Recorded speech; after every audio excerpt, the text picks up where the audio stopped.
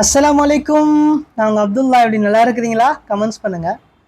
காலையில் உங்களால் எத்தனை மணிக்கு எழும்ப முடியுது? சுப தொழக்கூடிய அந்த வாய்ப்பு உங்களுக்கு கிடைக்குதா? ஸ்கிப் பண்ண வேணாம், கொஞ்சம் ஃபுல்லாக பாருங்கள். பிடிச்சிட்டு நான் ஃபாலோ பண்ணுங்கள். ஏன் இந்த விஷயம் பேசுகிறேன்னா, இந்த காலத்தில் இருக்கிற நிறைய பேருங்க, இளைஞர்கள், யுவதிகள், பெண்கள், ஆண்கள் எல்லாருமே சுப தொழில் படுறது இல்லை, குறைவாக இருக்குது நிறையவே. நைட்டில் நல்லா ஃபோன் பார்த்துட்டு லேட்டாக தூங்குகிறோம். தூங்கி நல்லா 10 மணி 11 மணிக்கு எழும்புகிறோம்ல. கொஞ்சம் மனசில் கையை வச்சு கேளுங்க. நம்மளை படைச்ச அல்லாஹ் நமக்கு அழகான உடம்பை தந்து, வாழ்க்கை தந்து, திங்க சாப்பாடு தந்து, எல்லாத்தையுமே பண்ணி வச்சிட்ருக்கான்னா அவனுக்கு நம்ம நன்றி உள்ள மனுஷனாக இருக்கணும்ல.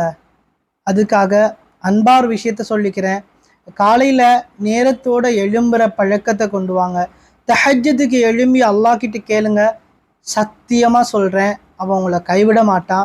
நீங்கள் நம்புங்க அவனை, அவன் வீணாக்கவும் மாட்டான்.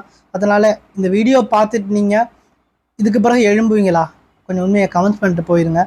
ஏன்னா அப்போ தாங்க வாழ்க்கையில் சந்தோஷம் இருக்கும்.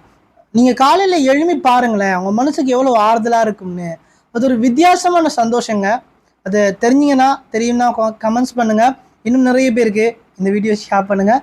இன்னொரு வீடியோவில் உங்களை பார்க்குறேன்.